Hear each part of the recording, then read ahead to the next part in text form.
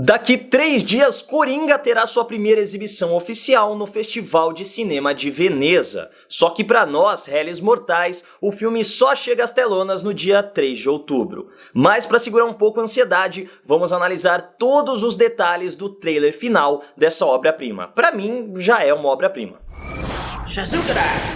O trailer começa com o Arthur Fleck brincando com uma criança no ônibus e sendo repreendido pela mãe dela, o que já faz uma ligação com o que ele disse no primeiro trailer, quando se questiona se o mundo está ficando louco demais. Aliás, se o mundo tá ficando mais louco. E deve estar mesmo, porque, poxa, o cara só tava brincando com a criança, velho. Todo mundo faz isso quando uma criancinha começa a olhar pra você, começa a rir, você sempre vai lá brincar. Que mãe chata também, né? Depois, a assistente social Deborah Kane, que tem esse sobrenome em homenagem ao Bob Kane, um dos co-criadores do Batman, diz que aquele vai ser o último encontro deles. É quando ela é confrontada pelo Arthur, que diz: você já se ouviu? Toda vez você pergunta as mesmas coisas, você pergunta como tá no trabalho, se eu tive algum pensamento negativo. Tudo que eu tenho são pensamentos negativos. Mas ao mesmo tempo em que a gente vê o Arthur falando isso, a gente também tem cenas dele tentando levar uma vida normal, dele tentando trabalhar honestamente. Um dos principais elementos na história do Coringa foi desenvolvido pelo Alan Moore em A Piada Mortal, que para muita gente se tornou a versão definitiva da história de origem do personagem. E esse elemento é uma frase que basicamente representa o que o Coringa tenta fazer com o comissário Gordon em A Piada Mortal. Basta um dia ruim para reduzir o mais são dos homens a um lunático. Só que a gente percebe que na vida do Arthur Fleck, todos os dias são ruins. Ele é marginalizado, ele tem uma mãe doente em casa, ele é visto como uma piada. E tudo isso acontece todos os dias. É por isso que tudo que ele tem são pensamentos negativos. Por mais que todos os dias ele tenha que colocar um sorriso na cara. Que é o que a gente também tem em uma das cenas iniciais. O personagem andando por um corredor e dando uma risada histérica pra logo em seguida fechar a cara, ficar com uma expressão amargurada. Provavelmente nessa cena ele tá se preparando para uma apresentação, por isso ele tá dando aquela risada, por isso ele tá andando ali se preparando para entrar no palco, para fazer algum texto de stand-up, alguma coisa relacionada à profissão dele. Mas a gente percebe primeiro como essa faceta que ele mostra pro mundo é uma fachada. Por dentro, o Coringa tá desmoronando. Isso também é um elemento clássico na história do personagem. E outra, a gente vê como o Joaquin Phoenix tá confortável no papel. É claro, já virou uma piada. Joaquin Phoenix respira, todo mundo dá o Oscar pra esse cara, pelo amor de Jeová. Mas não tem como negar que ele tá brilhante e muito confortável no papel. Então eu endosso o coro aqui de que Joaquin Phoenix merece pelo menos a indicação a melhor ator no Oscar de 2020. Depois nós temos a cena no hospital, que eu acho que pode representar um ponto de virada na vida do personagem. Aparentemente ele tá ali com a mãe dele, que pelo que a gente viu no primeiro trailer tá bem doente. É quando ele se vê em rede nacional no programa do Murray Franklin, interpretado pelo Robert De Niro. O legal é que o De Niro nesse filme faz referência a diversas parcerias que ele já teve no passado com o Martin Scorsese, mais especificamente essa cena remete ao Rei da Comédia. No filme dos anos 80, o personagem do Robert De Niro é um comediante falido que sequestra o personagem interpretado pelo Jerry Lewis, que é um apresentador de TV, para poder se apresentar no programa dele. Aqui a gente vê como ainda existe essa temática do humor, da apresentação de palco, talvez do stand-up. Mas no filme do Coringa, o Franklin humilha o Arthur em público e a gente percebe como aquela primeira reação dele de felicidade de estar se vendo na televisão é substituída por um ódio súbito. E logo na sequência a gente vê o personagem com um terno mais escuro em uma paisagem acinzentada.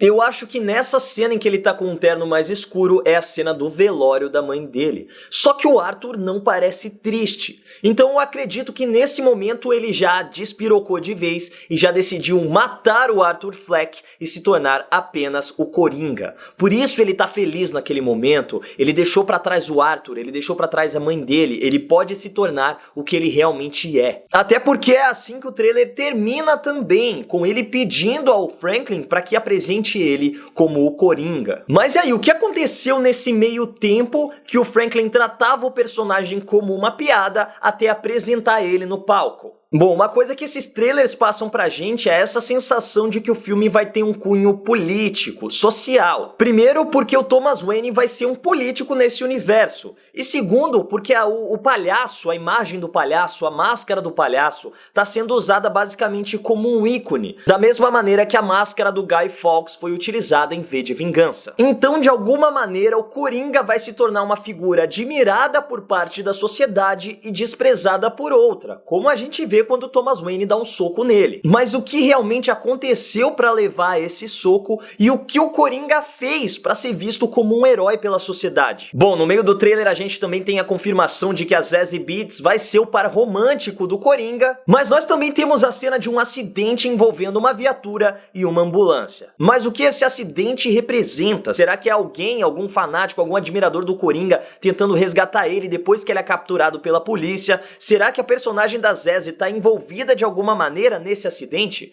São respostas que a gente só vai ter assistindo ao filme quando ele chegar nos cinemas. Mas tem algumas coisas bem intrigantes no final desse trailer. Uma delas é uma ceninha bem rápida de uma confusão na saída do cinema em que o filme Excalibur está em cartaz. Se você não está familiarizado com esse universo do Batman, Excalibur foi lançado em 1981 e junto de outros filmes nessa mesma época também estava em cartaz A Máscara do Zorro. Esse cinema fica ao lado de nada menos que o Beco do Crime, e essa é a noite em que os Wayne são assassinados. Então talvez a gente tenha esse momento sendo apresentado nos cinemas mais uma vez, ou talvez eles só brinquem com essa possibilidade e fique no ar, né, esse crime pode acontecer, mas não é nessa hora que ele acontece, ou talvez nem aconteça nesse universo. A gente tem que se lembrar que Coringa é o primeiro filme que vai se passar fora do universo estendido de DC Comics, ou seja, ele não tem ligação com os eventos que acontecem no universo principal da DC, é um universo à parte. Então aqui o diretor, os produtores e os roteiristas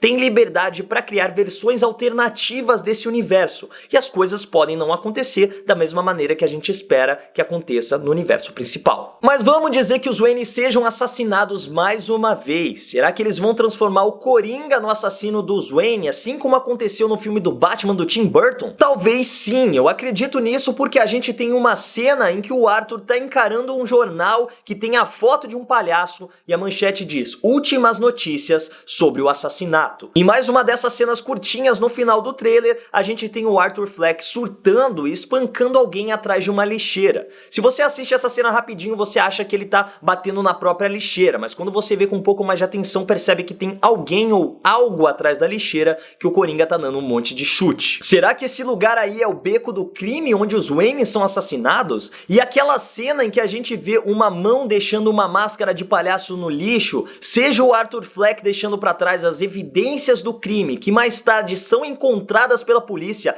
que atribuem o assassinato dos Wayne a um palhaço? E se o Thomas Wayne era um corrupto e ao ser assassinado a população passa a ver o palhaço como um herói? Bom, mas é claro que essas são só algumas teorias que a gente tá levantando aqui, baseado nas cenas que a gente tem nesse trailer final de Coringa. Bom, de qualquer forma, tô muito empolgado pra esse filme e é bizarro você ver como o diretor de Se Beber Não Case consegue ser tão versátil e entregar uma produção tão sombria, tão sóbria, tão crítica como parece ser o filme do Coringa. Ao mesmo tempo é interessante perceber como esse filme tem contrastes absurdos, a começar pelo diretor que dirigiu um dos filmes de comédia pastelão mais engraçados dos últimos anos e agora tá dirigindo esse filme que tem um tom completamente diferente. O filme por si só já tem classificação indicativa para maiores de 18 anos, é um filme mais sério, ele é um filme de baixo orçamento, ele custou menos que Deadpool, que já é considerado um filme baseado em quadrinhos com um dos menores orçamentos já feitos, e ainda assim é um dos filmes mais aguardados do ano. E é interessante ver como os filmes desse gênero de super-heróis já englobaram basicamente o cinema em todos os aspectos. Quando você quer assistir um filme de western moderno, vai assistir Logan.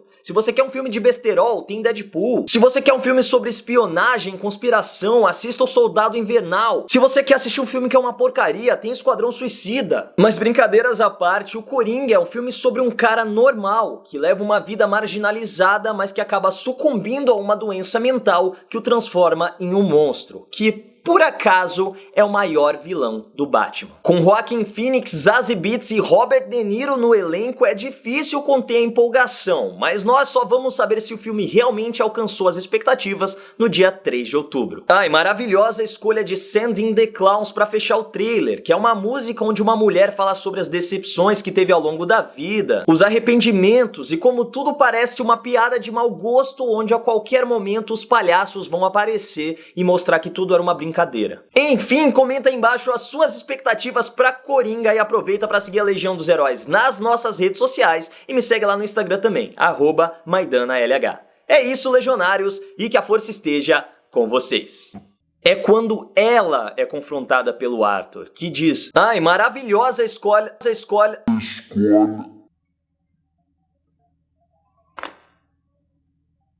É claro, já virou uma piada.